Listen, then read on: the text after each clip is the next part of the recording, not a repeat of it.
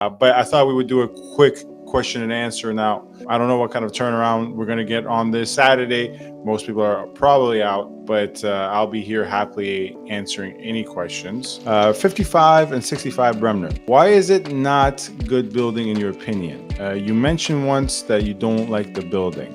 The thing about 55 and 65 Bremner is that it has varied degree of Airbnbs. And I tend to work more so as home buyers who are end users, especially for condos. Now, not to say I totally discount them. There are some redeeming qualities and they don't have the most Airbnbs, but due to the sheer location of them, it's a bit of a loud building for my liking, a bit of a hustle and bustle building, right?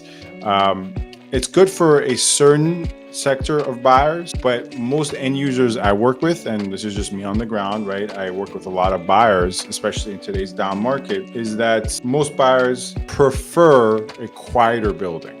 Now, with regards to elevators, also 55 and 65 Bremner, I've heard some horrible things about the elevators in that building. Now, I've never personally experienced that. Every time I've been there, the elevators have worked, but I've heard it so often that I would not discount it, right? The location can't be beat. That's, I think, very fair to say. Ultimately, it's not one of those buildings where I would say it has to be avoided at all costs. Any suggestions about Tridell building? And I think there was a follow-up question to that. 10 York versus 25 Adra. Now, here's the thing. I feel like you're kind of setting me up here. I feel like that might be an inside joke because I think you might know how much I love 25 Adra Grade Away. If you don't, you haven't been watching this channel a lot. Matter of fact is that I'm actually coming out with a full-length review of 25 Adra Grade Away, believe it or not. Obviously, in my opinion, 25 Adra Grade Away is much better than 10 York. 10 York is a good building, don't get me wrong. Price per square foot and what you would have to pay in 10 York to get an actual livable unit, I think is quite high due to the location. As a result, I think it might be slightly overrated. Whereas 25 Adra Grade Away, don't get me wrong, it is an expensive building, it is a premium building, but the unit sizes and unit layouts are a little bit more livable. And also 25 Adra Grade Away has a higher share of owners. People who live in 25 Adra Grade Away tend to be more owners. It looks better. I like the architecture better than 10 York. I would probably have to say they're managed equally well. I mean, 10 York is managed really well. And the concierge, the front desk there are fantastic. But same with 25 Adra Grade Away. I really like both buildings, but I would have to give all things considered the edge to 25 Adra Grade Away. Are we going to have condo prices going way more down, or rate cuts won't let it happen?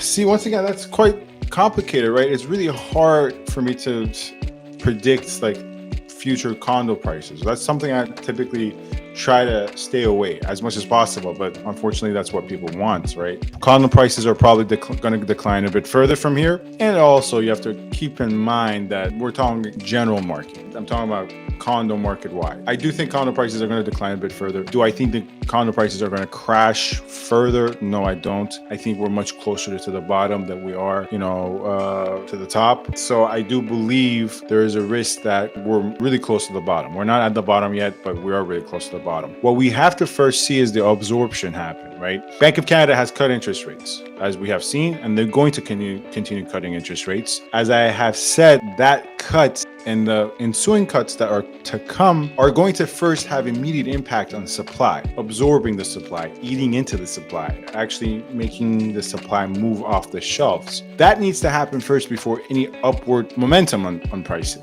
And that will happen before any upward momentum on prices. As a result, prices will decline a bit further, but once that absorption happens, which inevitably will happen if the Bank of Canada continues to cut interest rates, I do believe prices will increase, but not anytime soon. We're going to probably go a little bit further down, and then we're going to see things kind of balance back, inch towards a modern market, and then go back up.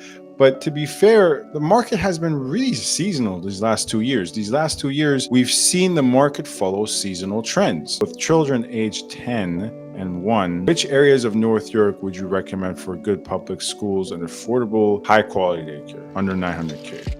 Below 900K, you're not going to, in North York, good school district, get a freehold townhouse that's new. There are some older freehold townhouses that are a bit depreciated that you'll be able to purchase around Shepherd Avenue East. When I use the word North York, I really mean central North York, so Yonge Shepherd, Baby Shepherd. Really nothing, although technically like York Mills is North York, Lawrence is North York. That I just, in my everyday use of that term, I don't consider those North York. So considering my definition of North York, I would probably have to say that 900K will be really suitable for a condo townhouse. You can get really good condo townhouses for 900K and below. But freehold townhouses, even in today's down market, you're not going to get the upper product. You're probably going to get somewhere in the middling, most likely older product in North York. Any Lakeview condo do you suggest? I actually made a recent video about the best Toronto condo building, lakefront Toronto condo building. It's not an exhaustive video. I would probably have to say my favorite one now is Edgewater. One Edgewater is fantastic. Has a lot of good lake views. If you want to go all the way to Mimico, 75 Annie Craig has really good lake views. Obviously, there is the Legion Road buildings. The Legion Road buildings, 2200 Lakeshore, 2212 Lakeshore, and 2222 Lakeshore have really good water views. And these, I'm only naming buildings that are at least passable to good. Shit buildings I can list that have really good water view buildings. But one Edgewater is probably the best right now. There is Pier 27, right? The building I kind of mentioned is a bit overrated in my opinion. Just because I said it's overrated doesn't mean it's bad, right? I think it's just not worth what they're asking for. But that would be 29 Queens Quay East and 15 Queens Quay East. Those ones I would also say are pretty good for water views. They're kind of overrated in terms of pricing. I think